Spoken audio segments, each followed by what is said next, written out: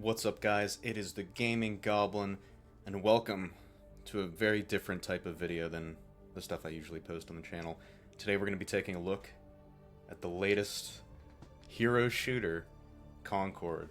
Now, if you've been paying attention online to the interesting and infamous discourse surrounding this game, you'll kind of understand, the context of this type of game and this type of video. But I got a little story that I want to say before we really get into the actual gameplay. So long story short, I basically bought this game completely by accident. It was last Saturday, so about almost a week ago. I was had some Steam cash on my account just from trading cards and refunding stuff.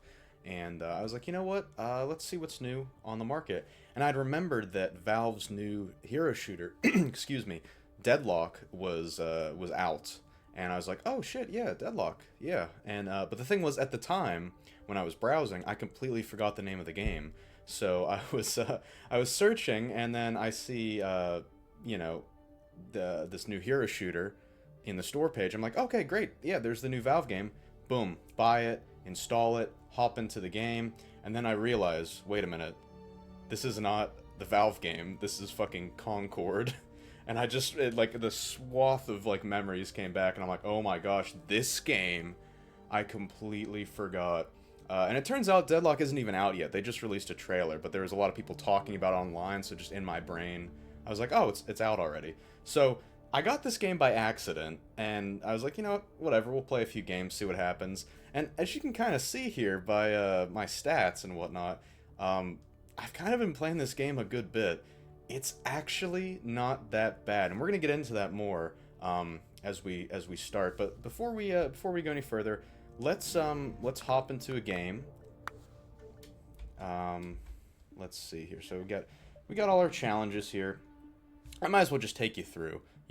Maybe this will encourage you to buy the game. Maybe it'll encourage you to steer clear of the game. As I said, this has kind of got an infamous reputation lately, this past week, in regards to the discourse surrounding it.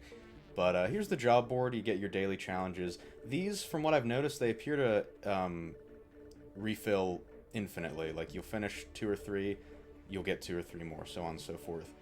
Weeklies, like any other live service multiplayer game, you get your weekly challenges. Seasonal challenges, this game is technically in season 0. So I don't know.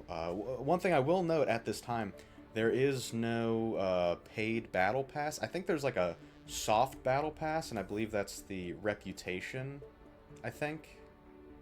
Yeah, I actually really don't know. There's a lot of levels. There's like the account level. There appears to be some sort of like soft battle pass, and then there's also character levels. But we'll get into that as well. But this just details all the stuff you can do for XP and all that.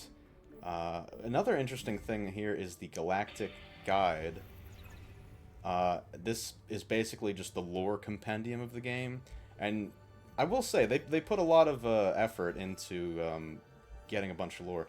And you'll basically get new notifications at these various nodes, and you can kind of highlight over them, read the lore, and you actually get lore XP. I don't have any new ones to show right now to actually get it, but you'll get like lore XP. Don't know what it's used for yet. You don't appear to get any rewards from it as far as I'm aware, but some of these you can actually like enter into and read in depth. So yeah, there's that. I mean, it's an interesting way of presenting the lore. I'm the kind of person where if I've got like notifications in my game, I want to do everything in my power to clear them. So whenever I got all this Galactic Guide stuff, I just started going through it. I wasn't really reading it, to be honest. So here's the different characters that we've got, and you can see all the details. The main ones that I've been playing are Tio. If you're familiar with Overwatch, he's pretty much just Soldier 76. So he's pretty alright. Another good one I've liked is Haymar. Lennox is very good as well. And Daw, he's kind of like a healer. A little bit of Star Child, a little bit of Roka.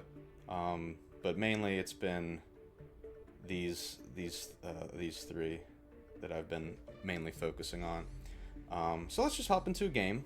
Let's jump into it. Another thing too, so we'll start talking about the infamous points of this game. So basically, here's the situation. Concord came out last Friday, the 23rd. It released for $40. Now here's the situation. All its main competition right now, which would mainly be Overwatch, and I guess Paladins a little bit as well, those two games are free to play. So a $40 game compared to a free to play game, if you want to check out a hero shooter, you probably should go for the free game, right? Another thing too is hero shooters in general. Overwatch has kind of cornered the market of hero shooters, admittedly. It beat out Battleborn. It definitely beat out Paladins. Paladins is still around, but it's definitely not as popular as Overwatch. And despite Blizzard's reputation and Overwatch's reputation, you know, it's had its ups and downs, mostly downs, there's still a large amount of people playing Overwatch. So, and even with that in mind, the hero shooter genre itself has kind of been past its prime. That was more of a late 2010s type of thing, like 2016 to 2018 was really like the prime for hero shooters, and then obviously like battle royales kind of took over as like the go-to type of game, and now we're kind of in like a post battle royale area, whereas, you know, Fortnite kind of won battle royales, that's established. Overwatch kind of won hero shooters, that's established, and now we're kind of in, I don't even know what the new popular genre is. I really couldn't tell you. I mean, whatever the genre Helldivers is, maybe like multiplayer PvE, maybe that's the new thing coming out. I really don't know. But anyway, $40 price tag, a genre that is well past its prime, and there's obviously some other complaints as well. A big one is, and we'll see when we get to the character select, is that the character designs are kind of fucking hideous. But it's actually looping back around to being endearing. Like, some of these characters look straight out of like some Uncanny Valley, like you know the movie Polar Express. Some of these characters look like they could fit right into like a Polar Express or like that Jim Carrey Scrooge movie. It's like, what the fuck? But we'll see that later. So all those things combined have led this game to get a not so great reputation in the week that it's been out, and even leading up to its release, people have kind of been like, what the fuck is this? It's published by Sony, which is, you know, they've got that big brand support, and I read somewhere it took about, oh, it's a little loud. Let me adjust the volume here. I read somewhere that it cost about $100 million to make this game because Sony bought, I think it's Firewalk Studios is the company that made this. Between the acquisition of Firewalk and then also, who do I want to play here? We'll play Hamar. She's pretty cool. Between the acquisition of Firewalk Studios and the actual development of the game, it ended up being around $100 million, which is no small amount, let me tell you. So, it feels like this game was doomed to fail, kind of like a Dead on Arrival situation. But anyway, let's stop talking about that stuff. Let's get into the actual gameplay. I believe I heard somewhere that that this was worked on by people who worked on Destiny, and you can kind of see it in like the presentation and the movement and gunplay. And I've got a lot of pros for this game too. If you're watching this video thinking it's just going to be me bashing Concord the whole time, you'd be surprised that that's not the case. I thought that was going to be the case too. Whenever I accidentally bought the game, I was like, alright, this is probably going to be complete ass. But the more I play it, the more I'm actually kind of liking it. And I also just want to have a disclaimer, I am in no way like paid for this, if you want to call it a review. I'm not paid for this video at all. I'm not supported by Concord or the developers or anything like this. I'm a completely independent guy just playing a new game that's out and being talked about, so that's it. So what I will say, the movement is very cool. Every character, well, mostly every character has some sort of double jump. Hamar is unique because she can actually do a float. Check this out. So it leads to some pretty interesting movement that you can do. It's going to be kind of hard to talk and play, admittedly, so my gameplay might not be the best. So she's pretty cool. She has a single shot crossbow, and if you hold it, you can charge it up, do a big attack. The Q ability here is a flashbang, which is pretty handy. You can throw that out. And her E ability is she'll make like a wall of fire. So this character is pretty nice. It's trade-off is she's kind of a glass cannon, pretty easy to kill, but the movement and you know, her abilities kind of make up for it. It usually only takes like 1 or 2 shots, well-placed shots to kill an enemy, which is pretty nice. And that'll take us into another part that I like about the game. So the movement's very, very fun. double jumping and all that, this kind of float mechanic. The gunplay is actually really fluid. It's weird to say, but I almost want to compare it to, like, Quake. If you ever played Quake, the classic arena shooter, it's one of my favorite shooters of all time. I absolutely love Quake. It kind of feels like that mixed with Overwatch. It's very strange. A little flashbang, you bitch. Oh, jeez. Look how big this lady is, too. She's clearly in a mech or something, but I like to imagine that she's, like, really that big in real life. This is the Uncanny Valley shit I was telling you about. Look at this. Why not? It's very strange. Another thing, too, is that all the characters seem to, like, lock eyes with you whenever they're in the lobby, and I always find myself going, like, stop looking at me! Stop looking at me! Like, there's that weird uncanniness. We're getting to the point in games now where they look so good, but they're still obviously not, like, fully realistic yet, that it's just, like, you can't shake that weird feeling you get with some of these character models and animations. It's strange. Another thing I want to point out, too, is that there aren't any ultimate abilities. You know, that may be a pro or a con for some people. Me, personally, I actually don't mind that there's no ultimates. It feels, honestly, pretty balanced from what I've played so far. I've probably played maybe, like 5 or 6 hours. Actually, maybe, like, close to 8 hours. I've actually been playing it a lot this weekend. It's just a nice... I'm always a fan of games, and this is why I'll continually... not defend, but I'll continue to play Call of Duty despite, you know, its horrible reputation it's gotten lately, is that I always am down to play, like, a kind of brain turn-off shooter. You know, something that I can kind of shut my brain off, play a couple games, you know, because admittedly I don't have a lot of time these days. I can't sit down for, like, a 3+ hour game session that much anymore. So if I've got, like, an hour or two to spare at the end of the day, I can hop into a couple games of this, and it's not that bad.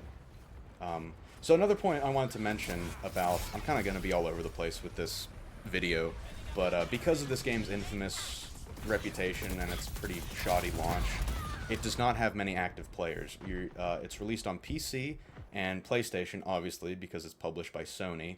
But even so, you can play cross-platform, so I'm playing with both PC and PlayStation players right now. It has less than 1,000 players, and that's being generous. On average, you're probably getting 200 to 600 active players at any given time. With that in mind, it surprisingly does not take a very long time to get into a game. This video in particular, that was like the rare example of taking more than a minute to get into a lobby. Usually 30 to 60 seconds to get into a game, which is not that bad, really. Load times aren't an issue as well.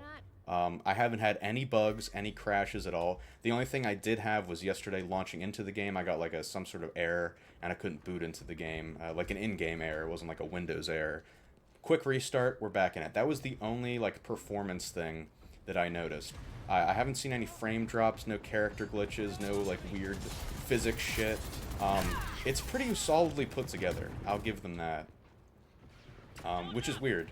It's, you know, it's almost like you hear so much bad about this game that you're like, oh, it can't possibly have any redeeming qualities, but even with me being half distracted talking right now, I'm kind of like zooming around having a good time. We'll get into the health as well. So there are obviously some characters that have healing abilities that can either heal themselves or heal themselves and their teammates. Lennox, which we'll probably play in another video, he has a self-heal. Daw, another character, he's got like a little pad he puts down to heal with that can heal both himself and other players. But your main way of getting health is going to be grabbing these pickups around the map. All you need is one to get you back to full health. Even if you took 10 damage, if you took 100 damage, it'll heal you back to full health over time. They take about 15 seconds to respawn, but they're placed pretty frequently and evenly around the map, so it's not that bad. Oh no.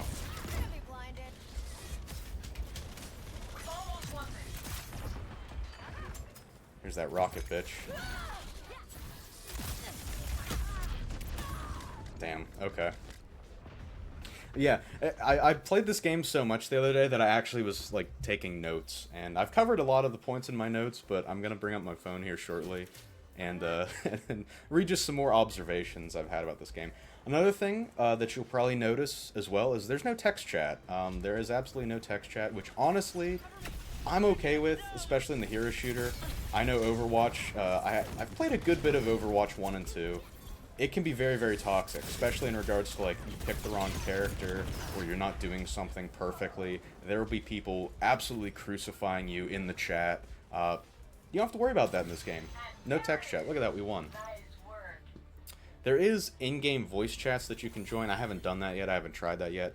I'm not really like a social gamer. I don't really like chat with randos. If I'm in a party with friends, you know, obviously I'll chat with them, but I don't really do randos too much. And now that we're in the post-game, I can kind of talk about some of the other points I have too. Progression is very, very fast. So you have this free gunner code pass right here. You have character level, and you have player level. Those three things level up. XP goes to all of them, essentially, that you get from these challenges. And you level up very quickly. Like I said, I've played only about 8 hours of this game. I'm level 18. I've got one character at level 10. I've got several other characters at least like level 3 or 4. It goes really fast. And what I said earlier about the dailies, especially, kind of refreshing infinitely, you're going to be getting a lot of XP. Even if you're having a shitty game, as long as you're doing something, you're going to be progressing some form of job or some form of XP gain, which is pretty nice, too. It's nice to... It doesn't feel like you have to grind a whole lot in this game. Let's see here. Oh, we got some new stuff to unlock. The cosmetics and whatnot, pretty basic. You know, you have your classic customize your profile, banner, icon. You know, we're used to this kind of stuff at this point. Every time I unlock something new in these types of games, I'll usually just equip it. We'll take a look at some of the character customization. And this is one of those weird things. It's a complaint I have with Call of Duty. It's a complaint I have with Rainbow Six Siege. Is that, like, the cosmetics don't really fucking matter because it's a first-person shooter. I'm not going to see the outfit I'm wearing. Now, granted, other characters will, which is whatever. But really the only thing you're going to see is, like, your weapon skin because, you know, you have your gun in front of you. But you have all kinds of stuff you can customize here. You know, you got your outfits and whatnot. Gloves, you know, well, rings or whatever. Some characters have gloves, some have rings. You have weapon skins, you have charms, and you know, your different victory, defeat, drop in, drop out stuff. You know, it's whatever. Let me pull up my notes here. I can't believe, look, I wanted to do, I wasn't planning on making a video for this, but since I ended up playing so much and taking a lot of notes, I figured, you know, might as well talk about it a little bit. So give me, fucking hell. Give me a second. Okay. Holy shit. And by taking notes, I mean I was talking in my group chat about this, so I have to, like, scroll up. Okay. Fucking hell, my app is not really working right now. So yeah, you know, I'm gonna make a couple more videos of this game. I want to try out a bunch of different characters for video purposes. But, if this encourages you to buy the game, great. Admittedly, $40 is a pretty big ask for a game that who knows what the future is gonna be. I think the smartest thing that these guys could do right now is make it free to play, honestly. If they made it free to play, released as like a PlayStation Plus game, and a great example is coming up here in September, they announced the PlayStation Plus games that are going to be free this month, well, next month, and one of them is that new Harry Potter Quidditch game, and that releases September 2nd, but it's also going free for PlayStation Plus users in September. So they're kind of doing like a Game Pass thing where, you know, they're coming out with a new game, and they are releasing it free to subscribe to members at the same time. That probably would have been the best case scenario here. What the fuck?